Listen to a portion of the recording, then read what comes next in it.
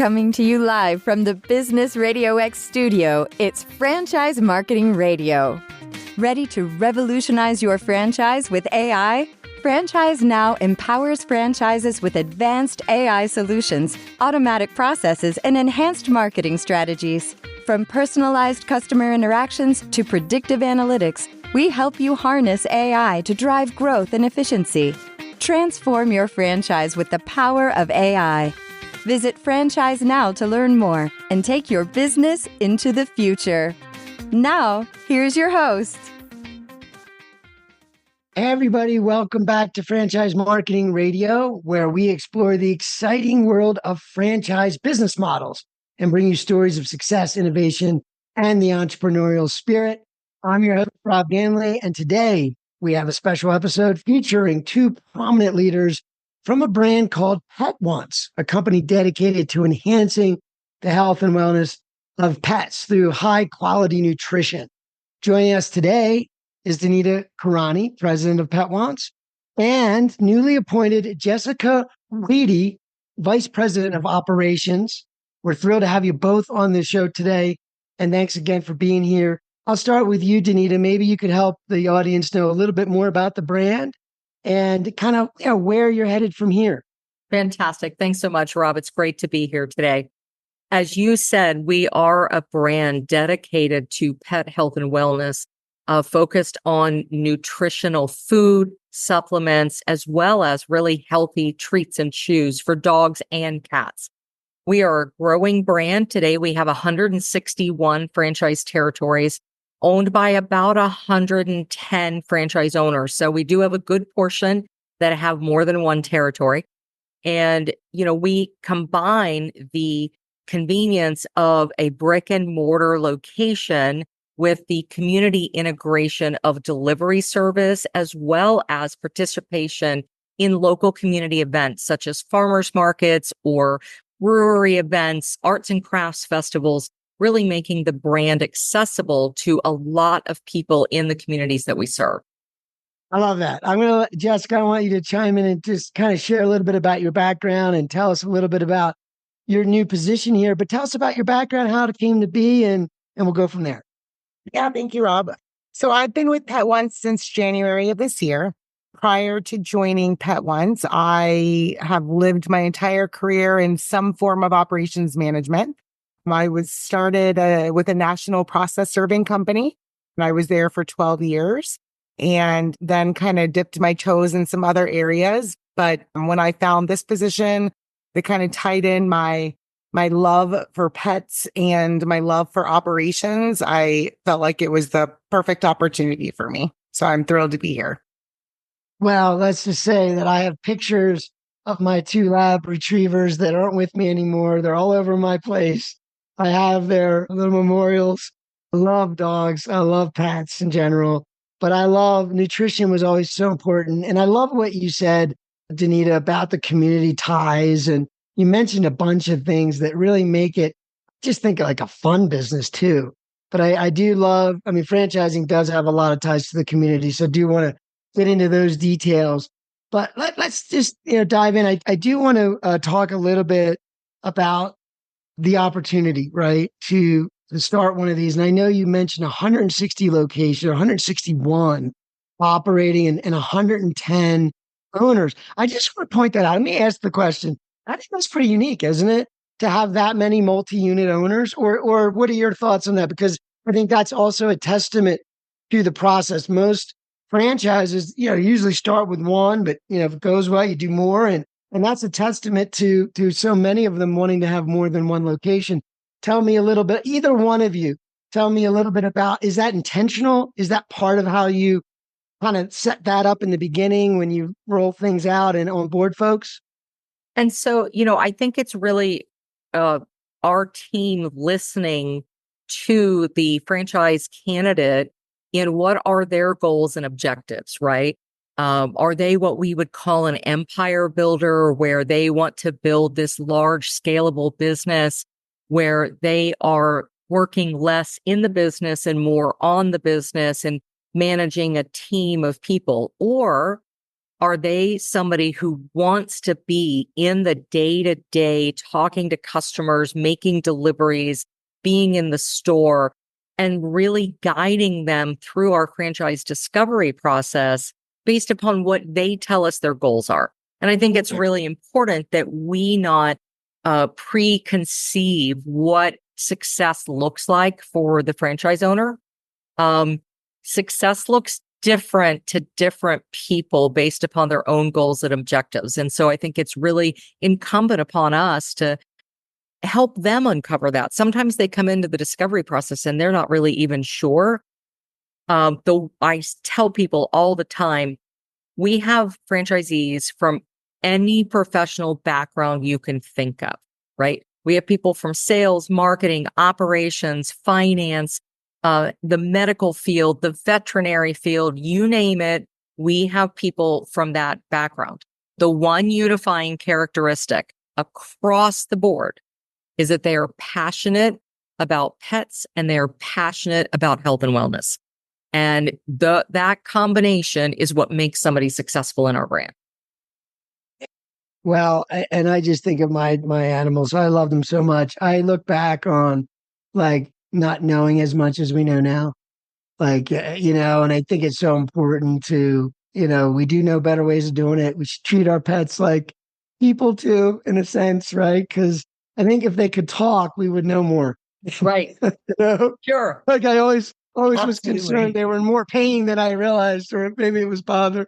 But anyway, nutrition and health and wellness, very important. So tell me a little bit about that process for Pet One. So it's very important. Your platform is about nutrition and quality nutrition. So from an operational perspective, and Jessica, if you have thoughts about this, you can chime in as well. What does it take to ensure that you have the right relationships? Are you formulating some of this yourself? Are you doing some of that? Are you partnering with companies that you vet? How do you actually get that end result to be the quality that and maintain that from location to location? Yeah, so I'll try to take that one. We definitely have a lot of our own formulas. All of our dog food is our own. It's Pet Once branded. We work very closely with our manufacturer to make sure that the ingredients are high quality and exactly what we want to see in those recipes. We also have some private labeled products with different partners that we have. We have a nutrition expert on our corporate staff that will help us and make sure that any of the ingredients that are less than ideal, as we like to say, are not included in any of those. We're very stringent on that. We just met with a potential vendor today and saw a couple of the ingredients just were not something that we were going to be able to move forward with. So, we have to be able to look at everything as a whole and make sure that it's going to make sense for our brand. Our owners are very passionate about that. And, we only put the best things out there, but we do have a lot of partners, and vendors that we do work with, as well as our private label companies, or products that we have in house. Again, they all have to be proved internally based on what they have to offer and their ingredients and their benefits that they can offer to the pets. But we do have quite a large network that we're working with. Exactly. And that really at the end of the day for the franchisee is sort of automatic in a sense, I guess. I'm sure they interact with you on feedback and what products are popular and it evolves. But at the end of the day, it's not on them. And I would guess that's hard, right? That would be a lot of work to try to keep up with products and quality and making sure things happen the way you need them to. And that's basically your job. So tell me more about operations. Let's talk about this for a minute.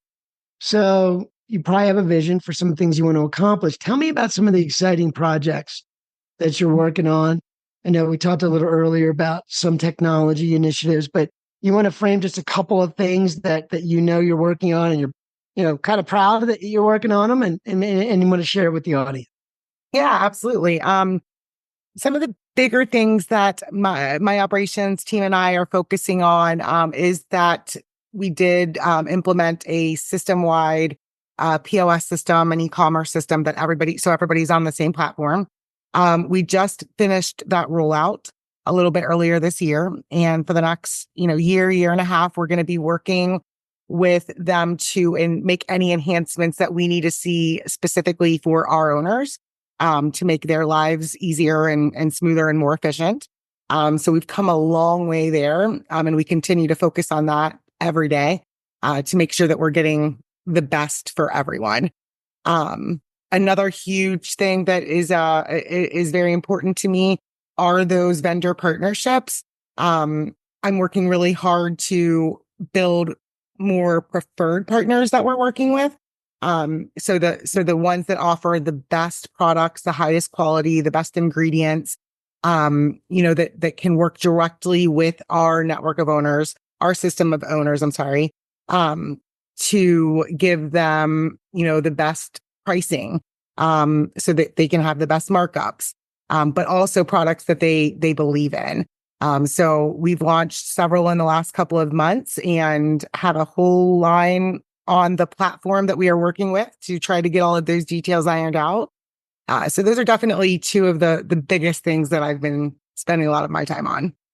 Huge things, right? Yeah, So just I'll go to the last part real quick, and just I'm sure that's an ongoing, battle of margins, right? Like thinking about margins, and now we're all feeling this situation that we're in with the economy and the inflation that I know we all feel in many ways. And so tell me, I mean, you're proactive anyway, you're doing this stuff anyway, you always want to be efficient. Part of this is quality, so it's not all about price, but I'm sure some of the pressures of like an inflation issue like we're having now, how does that impact things? Does it impact things? Maybe some of these buyers don't think of that, maybe, or does it? And is that sort of part of what you guys are always thinking about, is how do we become more efficient or increase those margins? Yeah. So I think inflation always plays a part in it, in any type of retail situation. So what I've been trying to focus on, now that we have this, one POS system that everybody is on, and where we can start gathering the data to see what our actual buying power is, and narrow down those top vendors and those top partners that we can make those partnerships even stronger. When we're able to do that and get more buy-in from our system, we're able to also get better pricing from them. Again, though, it is all about the product. If somebody wants to come in and give us 75% off, but it's not up to our standards, we would still never do it. It has to meet or exceed our standards in order to even consider working with those partners. But we've been very lucky in that most of the partners that we work with are also small businesses. They're not out there working with a lot of the big box stores. So we don't have to compete with their pricing. And they are willing to work with us on a more personal level, to get us what we need. Yeah. You guys are aligned in terms of the impact you're trying to make in the world. Yeah. So I can see that. Yeah. But brilliant. When you think of e-commerce and POS, I want to talk about marketing, and I want to talk about growth and all the juicy stuff, but that's brilliant. And I've been in those situations where you're collecting that data. It's smart. You got to track it, got to collect it, but that is to be able to then go back to your partners and show them, like help them see it if they're not seeing it on their side.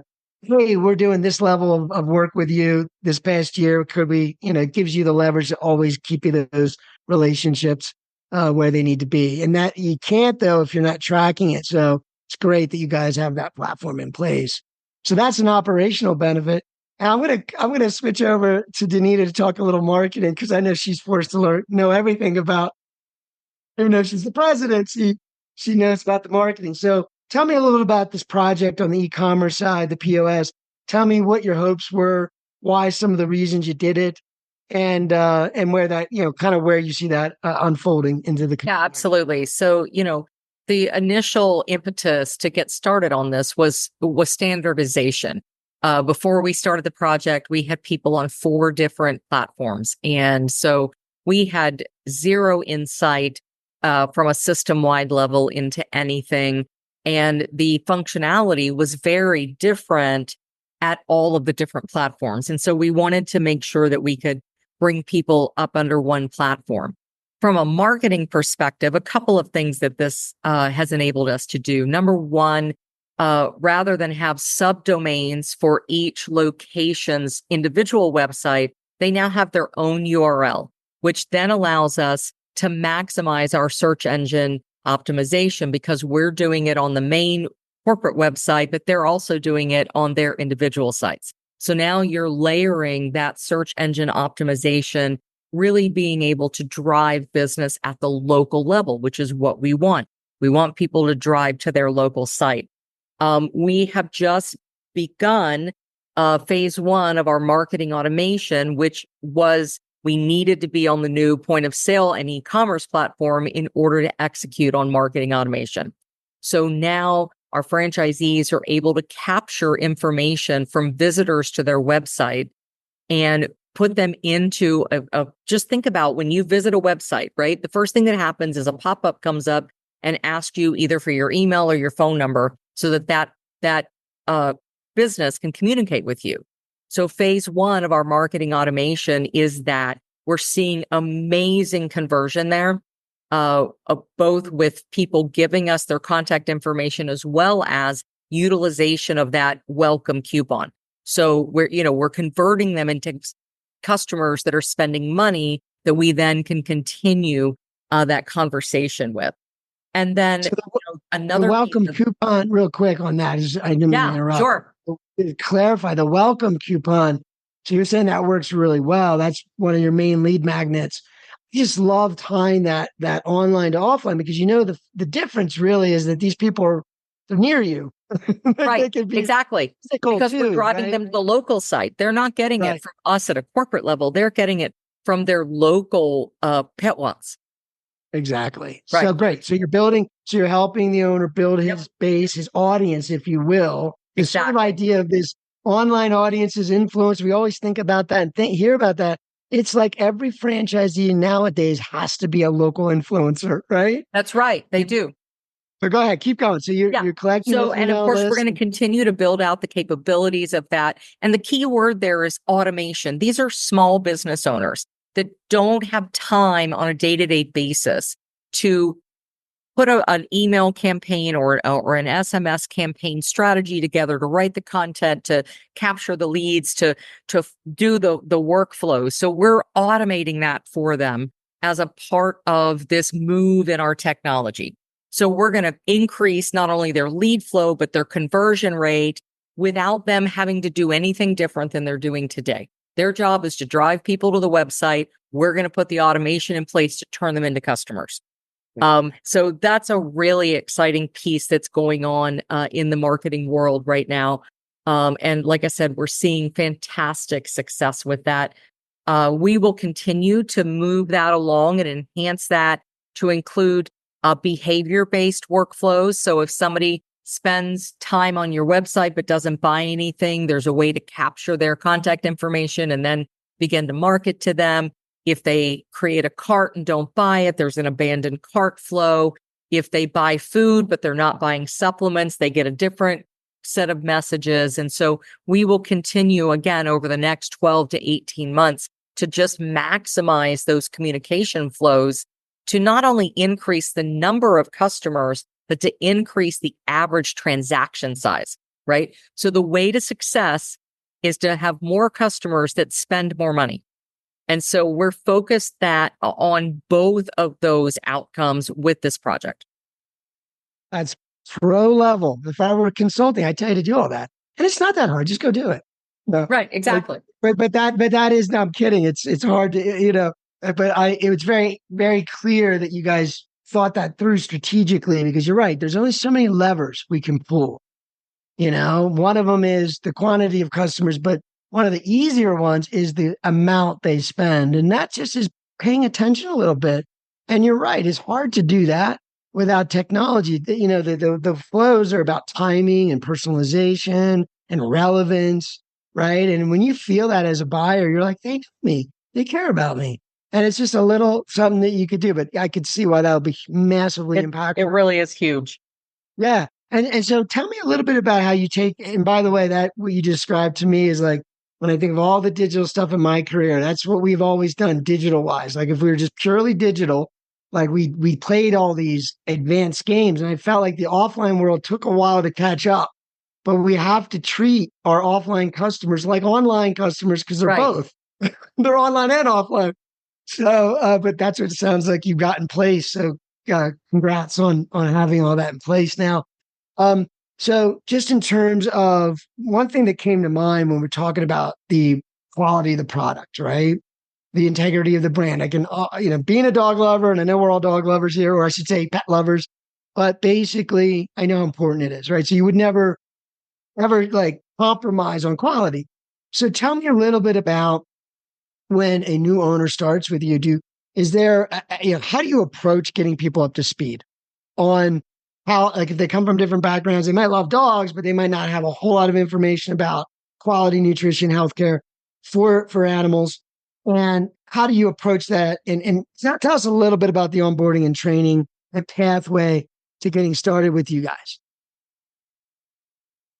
I can take that one. So once we have a new franchise owner come on board, we do pretty extensive training with them on the nutrition piece. I mentioned earlier that we have a director of nutrition on our corporate staff, and he helps us a lot with that.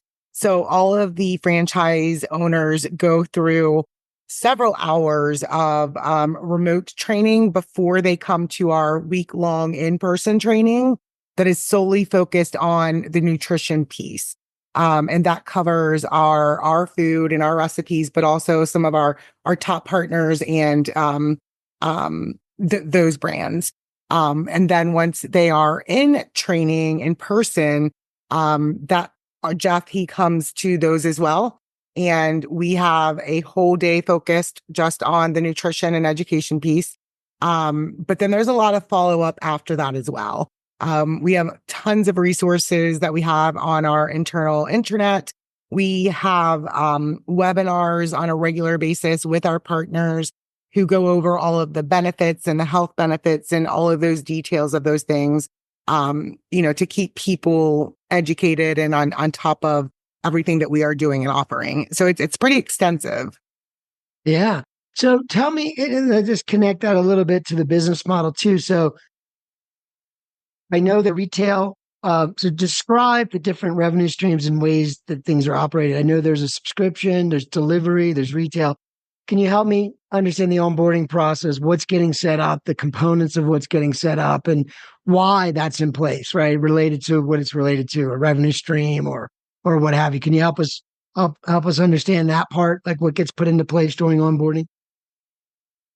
I'm sorry, I'm not sure I completely followed your question, but well, like are we building out? Like is there is there a need for a retail location out of the gate? Oh, okay. Is there any vehicles, delivery vehicles?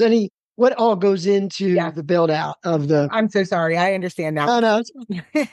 Yes. So, when we have an owner complete the training, in person, we do expect them, and they want to launch right away. They want to launch their business as quickly as possible.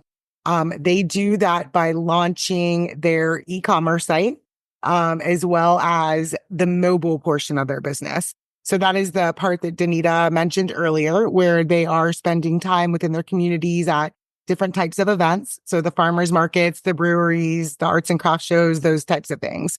And that is to build those relationships, and start bringing the Pet One's name into their communities.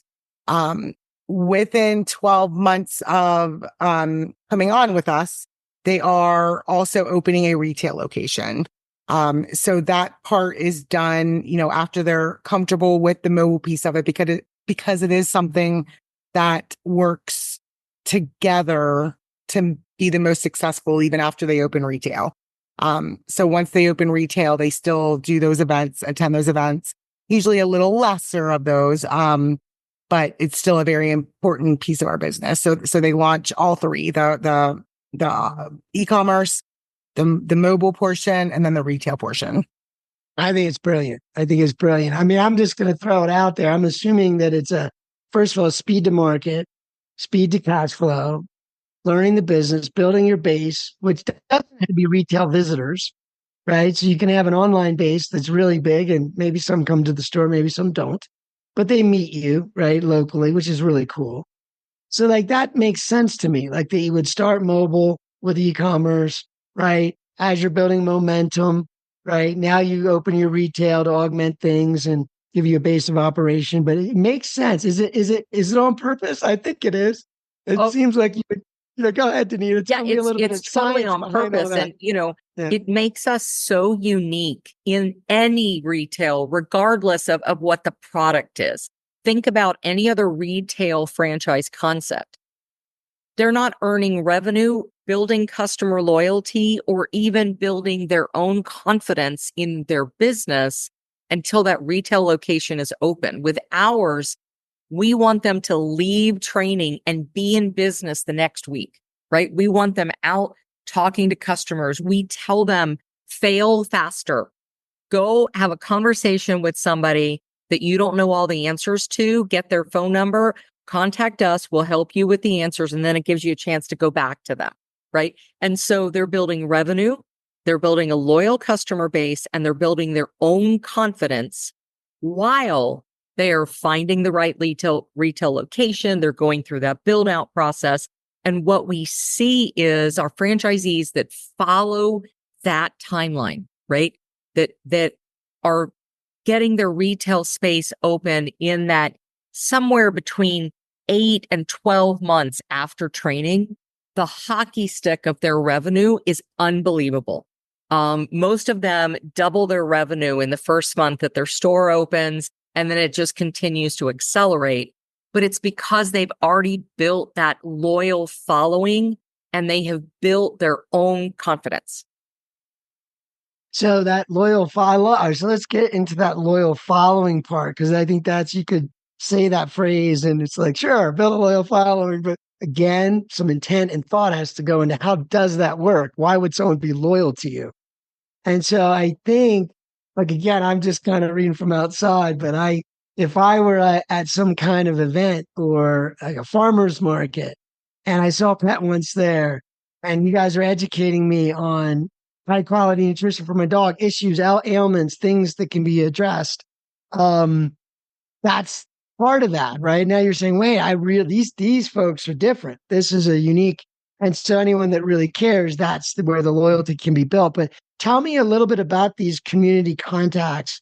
And I'll tell you, I was just in visiting a friend in an apartment community. And out here in Colorado, there's a lot of them, and they build a lot of amenities now. And so there's a nice lobby in a beautiful lounge area, and a big table is set up with a bunch of dog bones wrapped up, and a little dog water is for people's dogs. I'm thinking you could just go to every single one of them, put a little pet once, little bones, and put them there and done. Like everybody would immediately. I mean, I just love businesses where you can get out there in the world and interact. So let me figure out the question. Okay. I want to ask this question first. I want to go to this world we're living in today where we're very virtual, a lot of us, right? We're living in a screen-based world that seems to be accelerating. I feel like in the world of franchising and many of the models that are involved, especially one like that, it's very community focused, right? Very much about creating connections with people. And I really feel like that's going to be like a thing. I think it's more important than people realize in the future. I think we need this connection. And I think business owners that can bring that to, partner with other business owners, partner with other good movements, right? About pets. Pets are so important to so many things about living your life. So how do you kind of see that playing out into the future? You have this great way of growing businesses by partnering in your community. How do you see that playing out as being a real advantage for the future? And do you think it the way I'm talking, or is that kind of new thought process? Because I really feel like we're starting to move away from that virtual world where it's like, yeah, we don't have to talk to you, just order it, which I know there's plenty of people that want that. But I think it has to do with this community connection stuff. And I think that's going to be more and more important as we get more and more technologically advanced, is what I'm trying to say. What are your thoughts on that? I mean, I'll start and then DeNita can add. But I have thought about this quite a bit, probably because I have an older teenage son. And I see all the technology and, you know, how much screen time everybody is getting. Like you said, everything is virtual. Everything is on the phones and on the laptops. And I mean, there's been countless amounts of like studies where the younger generation is not able to communicate well face to face because of that. So I really, really strongly believe that those community relationships are what already does, but is going to continue to make us stick out, and be, you know, superior.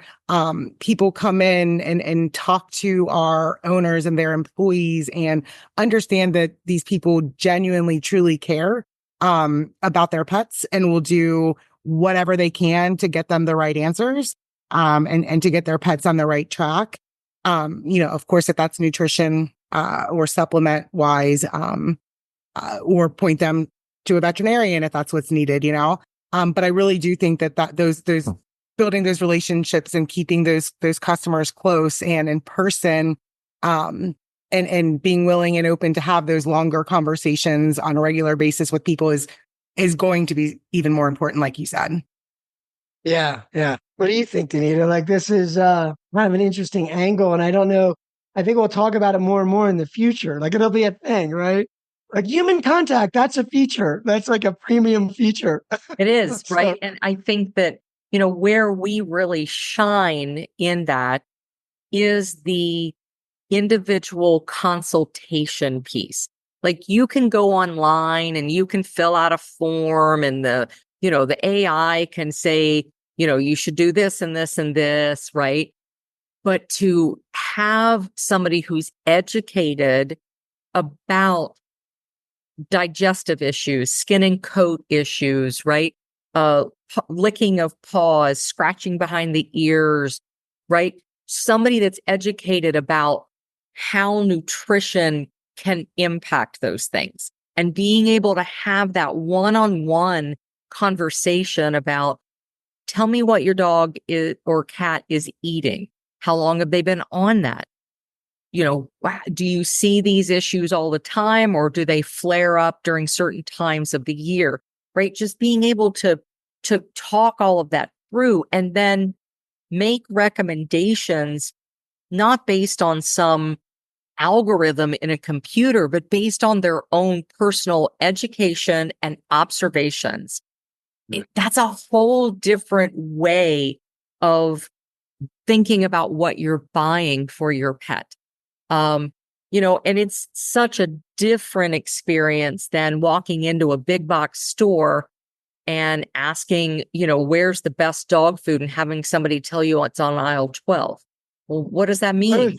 Right? I was going to say, like, I can't even go to a store nowadays where they'll take me to the product, let alone tell me about it.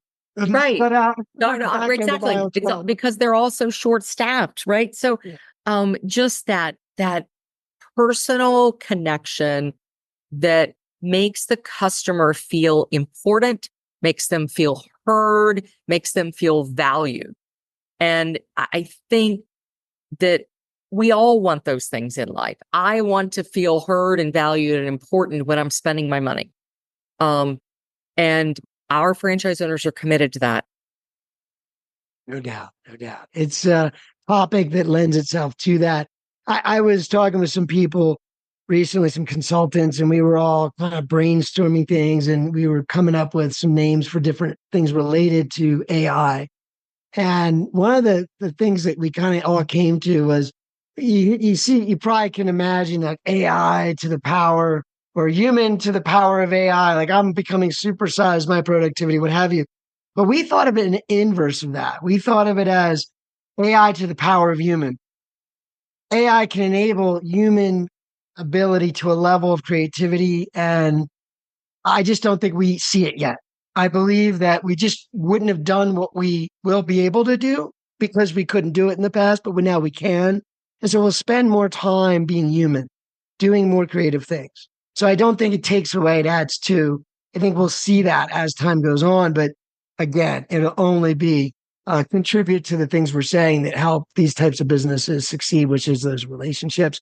So I wanted to point out a couple things is I also would say your business model is very sticky too. Like the people that work with you stay with you, probably, I would guess, right? Yes. It's a big part of it at least. So that's important. So I wanted to make sure we had a chance before we wrap things up to have both of you give sort of if you had any advice or tips, maybe some idea of where your expansion plans are taking you, right? And what you're looking for in a candidate, right? Any advice for a candidate or somebody that might be interested in even just starting a business. And I can tell, I'll raise my hand. I look at these a lot. And when you have a business as flexible as the one I'm listening to right now, I'd say that's a good start if you love animals. So there you go, because you've done a lot of things to make it work for a lot of personalities and capabilities. Tell me more about that. How would you advise someone that's approaching your brand? Both of you can take this and maybe just, give some advice to anyone that might be thinking about either a business or thinking about you guys. Jessica, why don't you take that one first? Okay. I think that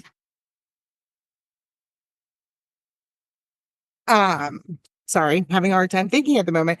I had it all lined up and then it's not wanting to come out. So okay. So anybody that is thinking about Pet Once as a business, I think that they should really be, somebody that again is super passionate about pets and their well-being, but also wants to do well in a business, that wants to understand our system and our brand and the processes that we have and the model that we have that we know works for people. I think that is super important. And joining any franchise, Yes. you realize that's why you're joining a franchise, right?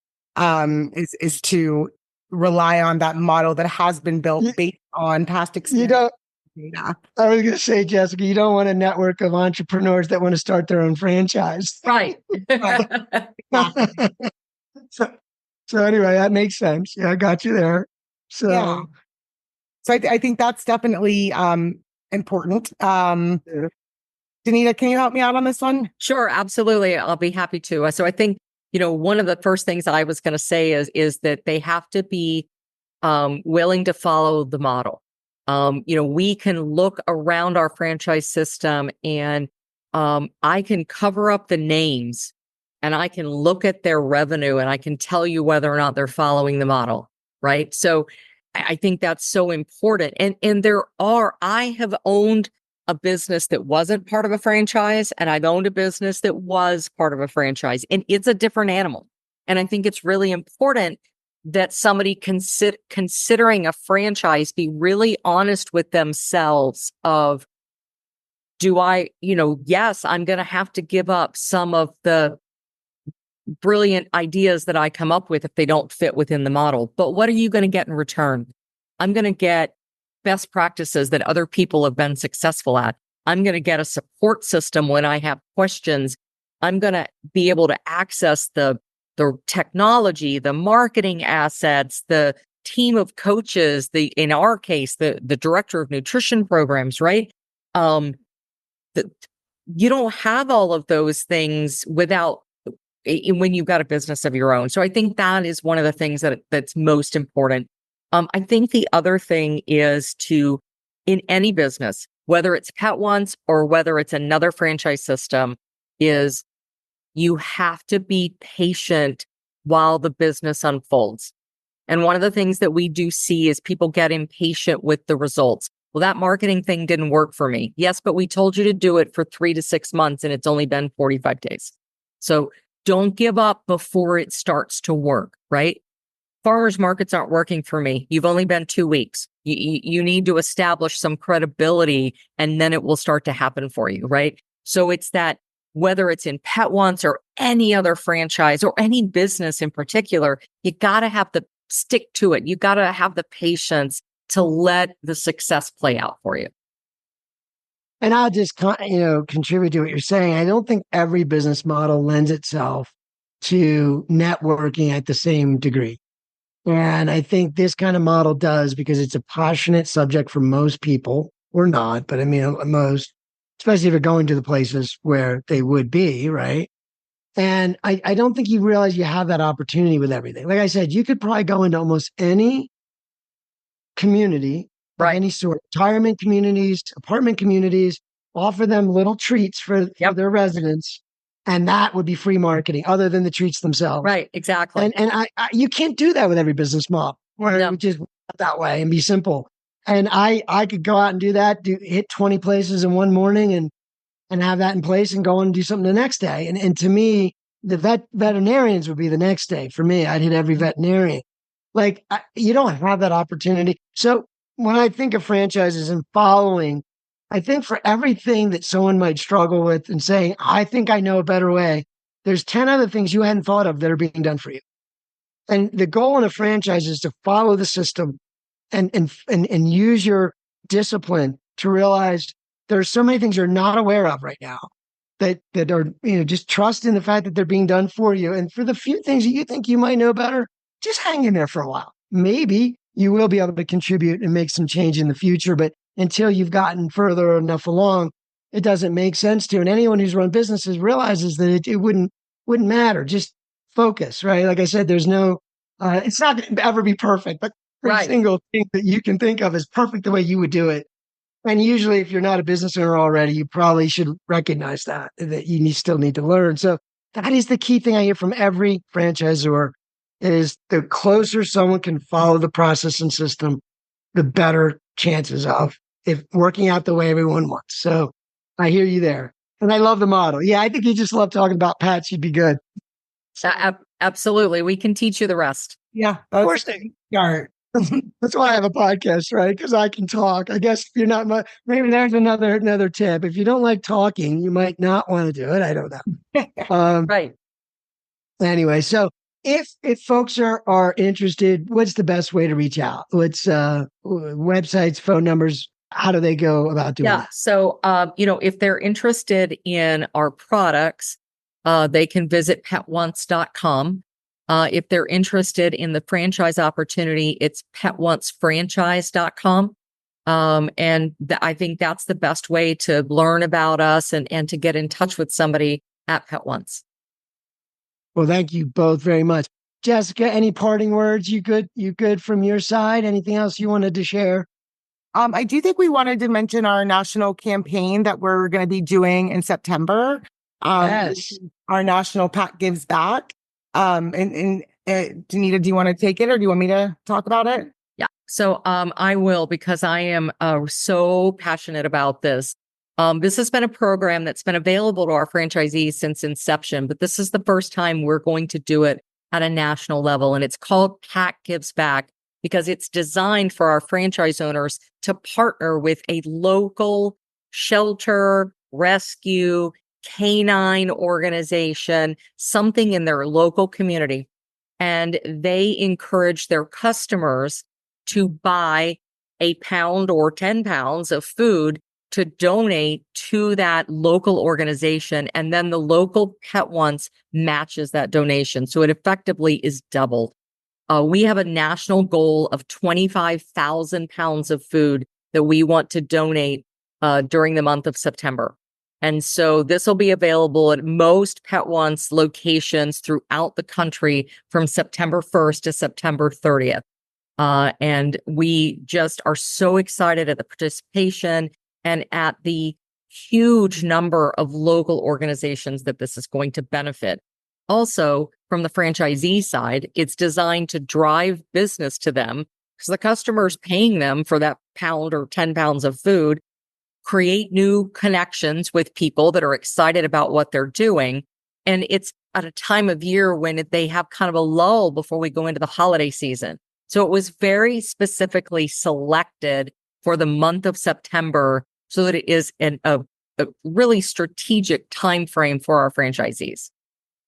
That's brilliant. And that takes so much thought and preparation, but it so uniquely ties to the whole conversation we just had. it's really hooking into those heartstrings that we Yes. all have for our animals.